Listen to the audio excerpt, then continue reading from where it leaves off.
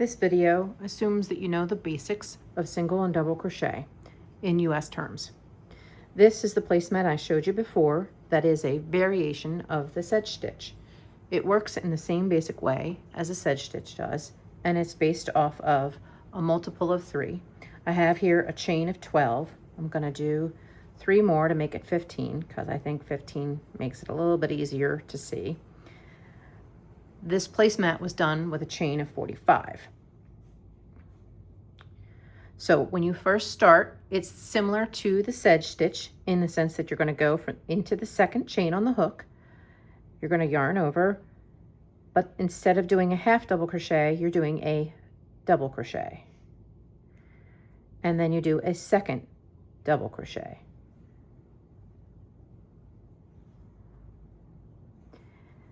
Just like the sedge stitch, you skip 2 chains, and then in the next chain you do a single crochet and 2 double crochets. Assuming I can get my hook into the chain, we'll get that done. 1 single crochet and 2 double crochets. Say hello to my kitty, who is aptly named Stitch. Difference between this and the original sedge stitch is that it's a single crochet, a half double crochet, and a double crochet in the original sedge stitch, but this is a single crochet and 2 double crochets. I found this one in one of my stitch books, and I just liked the way this pattern worked better, both for the additional puffy texture that the 2 double crochets give, as well as for the muscle memory repeat. When I'm doing the original sedge stitch, I get caught up and sometimes lose track and start doing repeats of half double crochets because the hook just wants to do that. The hook does what it wants to do. So instead, because this one has a single crochet and 2 double crochets, I don't end up losing track. Although I will occasionally skip one, but that's rare. So the pattern repeat is a single crochet and double crochet all the way down till you get to the end. Then I'm going to skip these 2 chains. I'm going to do 1 more sedge stitch in this stitch, and then that will leave me 1 chain left, and in that chain I will do a single crochet. So in that last chain, I do a single crochet,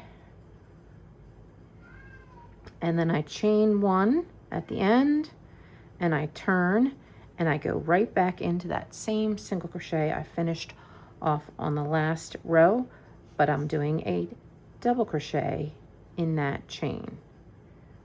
2 double crochets, and then I skip the previous double crochets from the previous row, and I go into that single crochet. Each of my sedge stitches in this row will be worked into the single crochets from the previous row. I should say each of my variation of a sedge stitches. So again, it's a single crochet and 2 double crochets.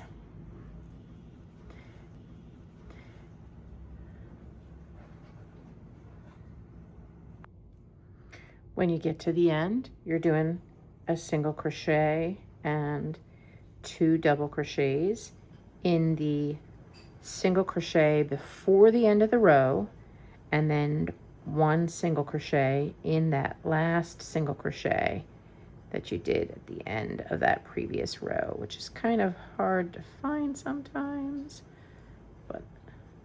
or rather, I guess that's in the turning chain. And then turn, chain 1, and do the same thing. And you can see how this has a little bit more of a puffier look than the original sedge stitch does. This is how it looks when it's all done. And that's why I like this variation of the sedge stitch.